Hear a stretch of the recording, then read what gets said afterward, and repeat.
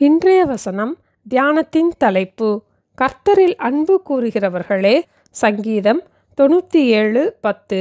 கர்த்தரில் அன்பு கூறுகிறவர்களே, தீமையை வெறுத்து விடுங்கள். அவர் தம்முடைய பரிசுத்தவான்களின் ஆத்துமாக்களை காப்பாற்றி துன்மார்க்கரின் கைக்கு அவர்களை தப்புவிக்கிறார். ஆண்டவர் நம்மேல் அன்பாய் இருக்க வேண்டும் என்று நாம் ஒவ்வொரு நிமிடமும், ஏன் ஒவ்வொரு வினாடியும் நாம் எதிர்பார்க்கிறோம். நாமும் ஆண்டவரிடத்தில் அன்பு கூற வேண்டும் என்று ஆண்டவரும் எதிர்பார்ப்பார். ஏனென்றால் இயேசு தாமே நம்முடைய பாவங்களையெல்லாம் தன்மேல் ஏற்றுக்கொண்டு நமக்காக அவருடைய ஜீவனையே தந்து நம்மில் அன்பு கூர்ந்தார். தேவனிடத்தில் அன்பு கூறுகிற நம்முடைய வாழ்க்கையிலே சகலமும் நன்மைக்கேதுவாக நடக்கிறதென்று நாம் அறிந்திருக்கிறோம். தேவனிடத்தில் அன்பு கூறுகிற நம்மிடத்திலே ஆண்டவரும் ஒரே ஒரு காரியத்தை எதிர்பார்க்கிறார். கர்த்தரில் அன்பு கூறுகிறவர்களே, தீமையை வெறுத்து விடுங்கள் என்று. ஆண்டவர் தீமையை வெறுக்கிறார்.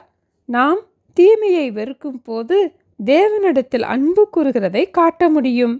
எந்த அளவு தேவனிடத்தில் அன்பு கூறுகிறோமோ அந்த அளவுக்கு நாம் தீமையை வெறுத்து விடுவோம்.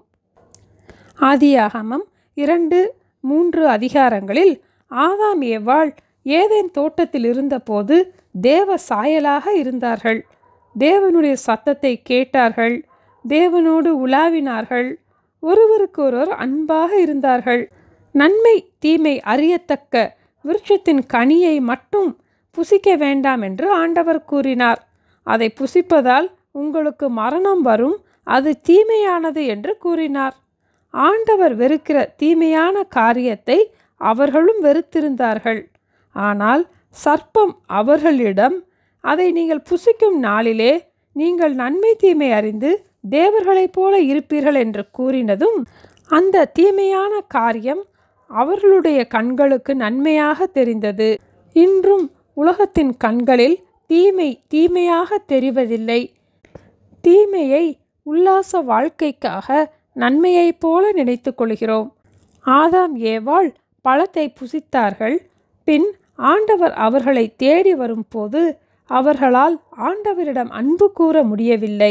ஆண்டவரிடத்தில் முகம் கொடுத்து கூட பேச முடியாமல் தேவனுடைய சமூகத்திற்கு விலகி தோட்டத்தின் விருட்சங்களுக்குள் ஒளிந்து கொண்டார்கள்.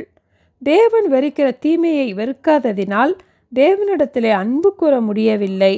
நாமும் ஆண்டவர் வெறுக்கிற காரியங்களை வெறுப்போம். அப்போது தான் தேவனிடத்திலே நாம் அன்பு கூறுகிறதை காட்ட முடியும். நாம் தீமை செய்தால் ஆண்டவரோடு முகமுகமாக பேச முடியாது. ஜெபத்திலும் வேத வாசிப்பிலும் அப்போது நமக்கு ஆர்வமும் இருக்காது. தேவனோடுள்ள ஐக்கியத்தை நாம் காத்து கொள்ள தீமையை வெறுத்து தேவனிடத்திலே அன்பு கூறுவோம்.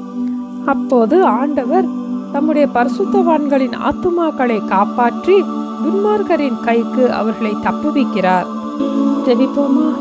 எங்கள் அன்பின் ஆண்டவரே, எங்களிடத்தில் அன்பு கூறுகிற உங்களிடத்தில் நாங்களும் கூட முழு இருதயத்தோடு முழு மனதோடு அன்பு கூறுவதற்கு தீமையை வெறுக்கும் ஒரு இருதயத்தை எங்களுக்கு தர வேண்டுமாய் ஜெபிக்கிறோம் அப்பா.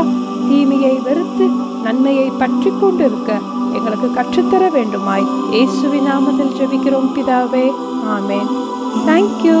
Have a blessed day.